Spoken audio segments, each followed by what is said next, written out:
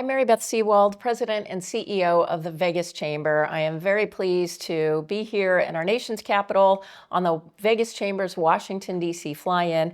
I am proud to be joined by Congresswoman Susie Lee, who just spoke to our organization, to our delegation. We have 305 people here with us in our nation's capital. It is a record. So thank you so much, as always, for being with us, but for always being such a great advocate for the business community and all of us in the great state of Nevada. Oh, well, thanks for bringing everyone here. It's fun to see Vegas come to Washington every year. It's nice to see some friendly faces in the crowd. That's right. Exactly. Well, you spoke a little bit about a program you're working on called the Dignity Act. Tell us about that and why that's near and dear to your heart. Yeah, I mean, listen, I'm sure the Chamber is well aware of our workforce shortages we're having and dealing with, and the fact that our immigration system has been broken for decades. I think the last piece of immigration reform that was passed was over 30 years ago. And, and so we know that we have a broken immigration system, and we certainly are in support of secure borders, and we need to make investments so that we're processing people in a timely manner, in a manner that is, I say, fair and fast and final.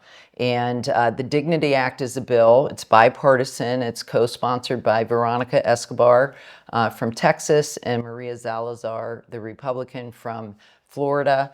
And it's basically how are, one, providing a earned path to citizenship, also securing our border, making sure that we are processing people and dealing with our temporary worker shortage, making sure that we are expanding our opportunities for legal immigration in this country, refining the system to make sure we're processing people in a timely manner, and of course securing our border and making sure, and so it's a bill that has been proposed.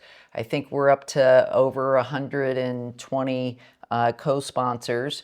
But, again, this is an issue that is so polarizing in this country.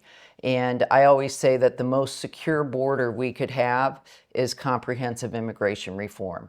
And that's why we're going to continue to work on getting this bill over the finish line. Excellent. If the Dignity Act passes, how would you see it affecting or impacting those of us back in the state of Nevada? Well, listen, I mean, many people are struggling to find workers, and so this is going to help us, one, have pathways for legal immigration into our community.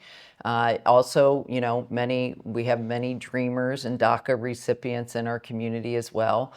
This bill will also provide them with a pathway as well. So it's making sure that we're opening up those pathways so that people can come here legally and work, and that we have a process that is fair, that's also final as well.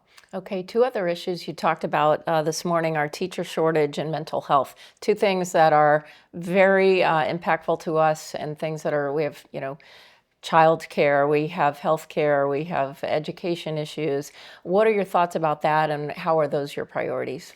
Well, listen, the teacher shortage, I think there's a combination of factors that have led us to where we are with respect to that. And one, I just think we need to continue to invest in our education system.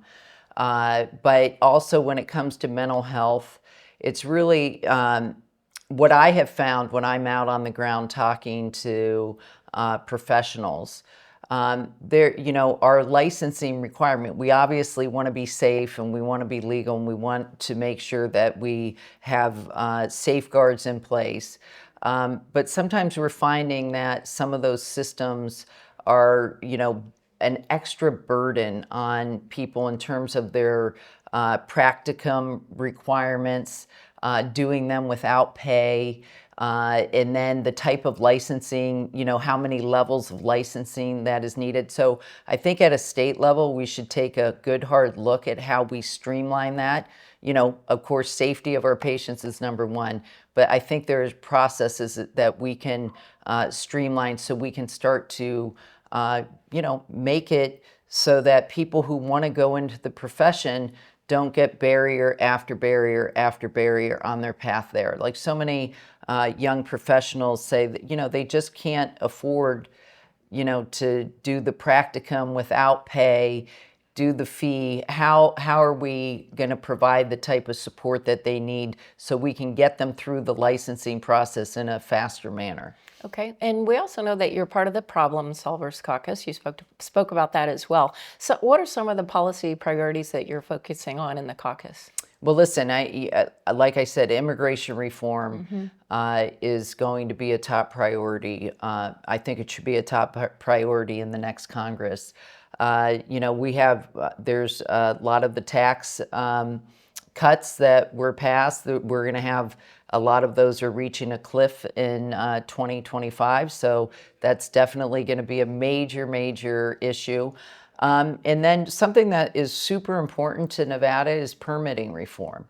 And, we see it time and again where we have these opportunities to diversify and transition our energy, and Nevada's at the forefront. But we have some barriers in terms of how quickly we can bring projects online.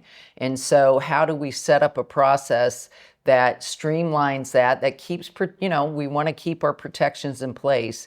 And so that's definitely an area where we're going to have some bipartisan compromise in a place where I think the problem solvers could be impactful. All right. Well, Congresswoman Susie Lee, we're so proud to have you representing us in the state of Nevada. We're thrilled to be working with you through the Vegas Chamber as well. So thank you so much for being with us, and thank you for all you do. Thank you, and thank you for your leadership. Okay.